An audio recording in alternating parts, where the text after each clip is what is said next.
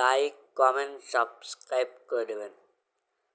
তো আমি ওর ধারে যাইও রাস্তায় থেমে গেলাম। মনে মনে ভাবলাম যে আমার সাথে তো আমার বন্ধু রয়েছে, এখন যদি আমি তার সাথে যদি কথা বলতে চাই, আমার বন্ধু তো তারা তো দেখতে পারবে না, এবং তারা যদি না দেখতে পায় তাহলে তো বন্ধু ভাববে যে আমি নিশ্চয়ই কোনো পাগল হয়ে গেছি বা কোনো একটা সন্দেহ করতে পারে। এখন একবার যদি সন্দেহ করে বসে তাহলে তো আমার বিপদ হয়ে যেতে পারে, গেল কোনো তান্ত্রিকের দ্বারা যায় পেটনিকে বোতলবন্দি করতে পারে।